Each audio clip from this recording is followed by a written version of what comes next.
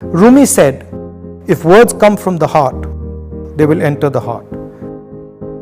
Last year, I spent 145 days walking across the land I call home. I started at the edge of the sea and walked through heat, dust and rain until I reached the soft snow of my beloved Kashmir. I wanted to know precisely what it was that I loved. Was it this land? Was it a people? Was it a set of ideas? Almost immediately after I began walking, my knee started to pain. Like a hungry wolf, it would follow me everywhere I went, waiting for me to stop. And then I started to notice something. Every time I would think about stopping, every time I considered giving up, someone would come and gift me the energy to continue. Once it was a lovely little girl with a beautiful letter. Another time an old lady. Then a man who suddenly ran up to me and hugged me. It was as if a silent energy kept helping me. There was always a din in the space where we were, with loud slogans, clicking cameras, and people pushing and shoving.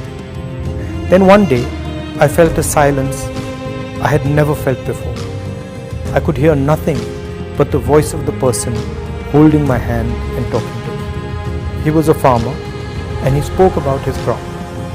He was crying as he showed me the strands of rotten cotton. There was nothing I could say, so I stopped walking and hugged him. It happened with children, with mothers, with students. It happened with shopkeepers, carpenters, and laborers. It happened with soldiers. Now, I would almost never hear myself or the crowd. My attention would not move from the person who spoke into my ear. The object of my love had suddenly revealed herself. My beloved Bharat Mata was not a land. It wasn't a set of ideas. It wasn't a particular culture, history, or religion.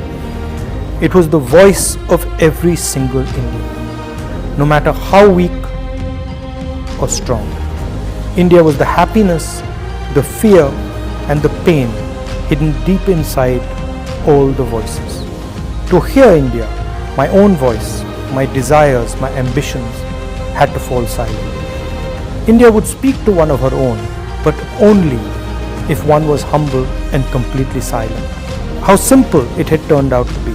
I had been looking in the river for that which could only be found in the sea.